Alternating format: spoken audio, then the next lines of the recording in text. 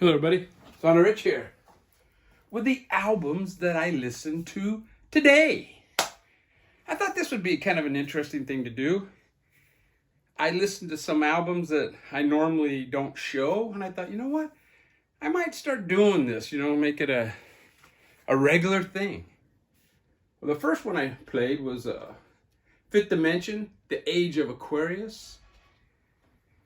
Now, as this was playing, right away on the first song, my wife asked, is this the Mamas and the Papas? And I go, no, it's the Fifth Dimension. They're kind of like the Black Mamas and the Papas. And she goes, well, why didn't the Mamas and Papas sue? Because they're copying them. And it is a similar sound. It's the same, the Wrecking Crew plays on both bands' records, so it's the same musicians. Just great stuff, though. Great pop, 60s pop. And side one starts off with Aquarius and Let the Sun Shine In, a hit of theirs. Wedding Bell Blues, the other hit on side one. But the whole thing was pretty good. And side two starts off with Working on a Groovy Thing. And it ends with Let the Sun Shine In again. But yeah, really nice, poppy, uplifting album. The second one I put on, and I played side one only of this, it's Elvis the Sun Sessions.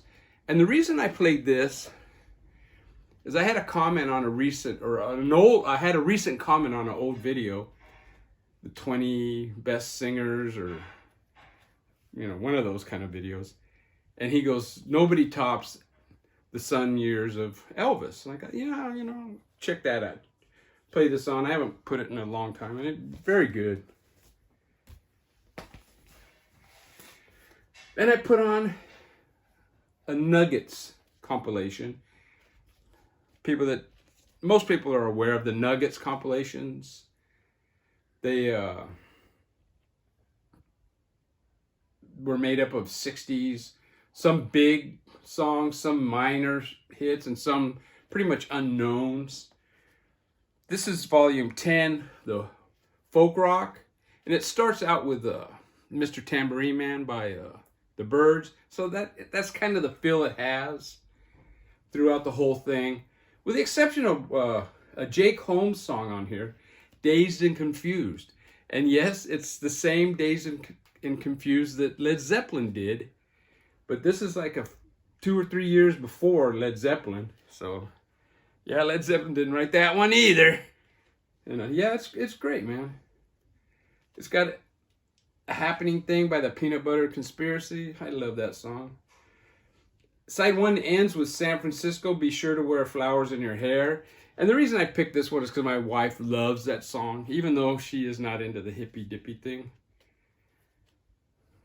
It's got a P.F. Sloan song, The Sins of a Family. Now, P.F. Sloan, he's more known as a songwriter. He's the one that wrote Eve of Destruction, which is the first song on side two on this. But he also wrote songs for the Monkees, Hermits, and he wrote the Secret Agent Man that Johnny Rivers hit.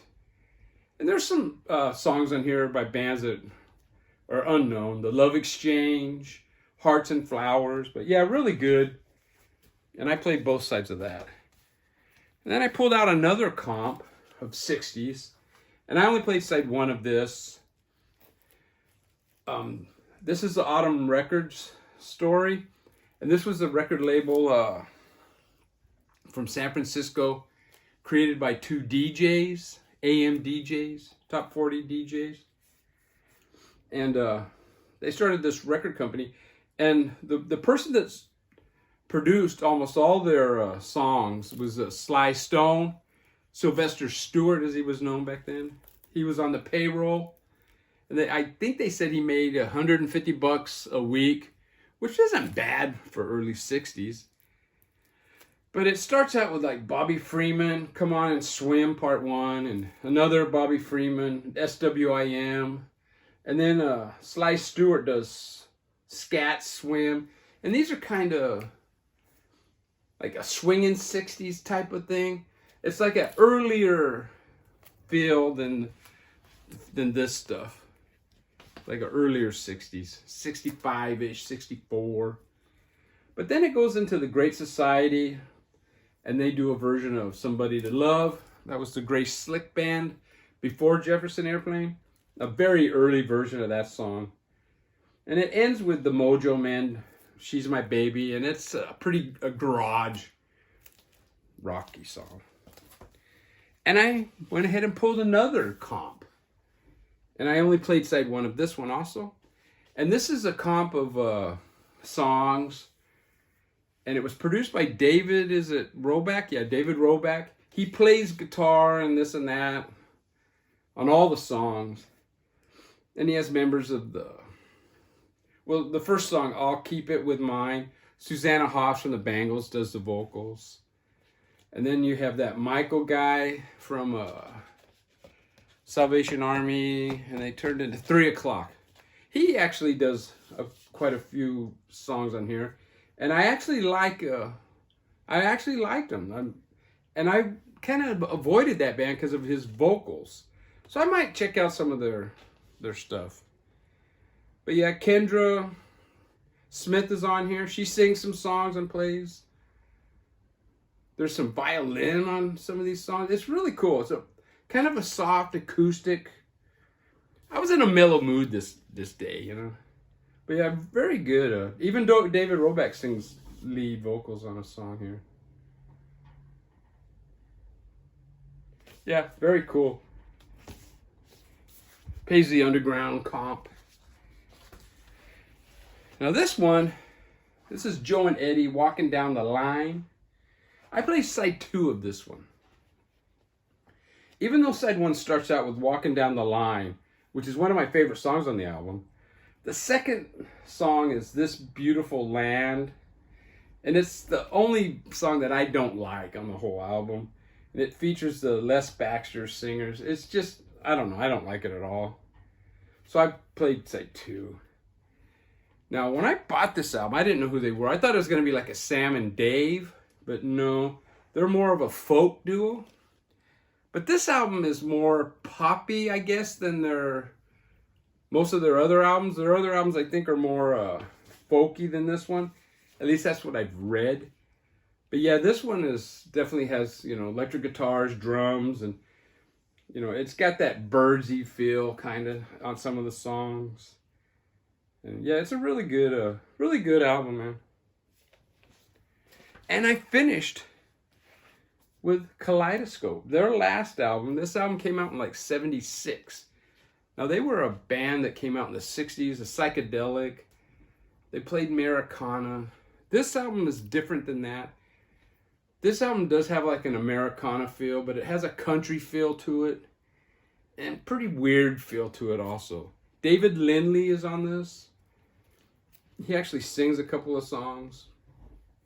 He's listed as Chris Darrow, though. Probably due to contract stuff. Because David Lindley was playing on a lot of other bands and even had some solo stuff out. But yeah, this is really good. I played side 1 of this. And it starts out with Ghost Riders in the Sky. And then, you know, the 4th song on here is Little Egypt. And I recognize that song, and I'm looking, and there's no credits at all, you know? So I looked it up on the internet, and I guess that was an old Coasters song.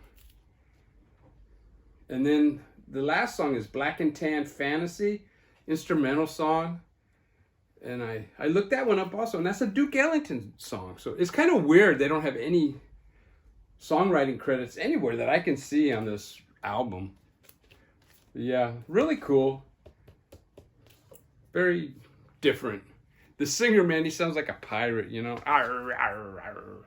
Anyways, take care, everybody. That's what I listened to today.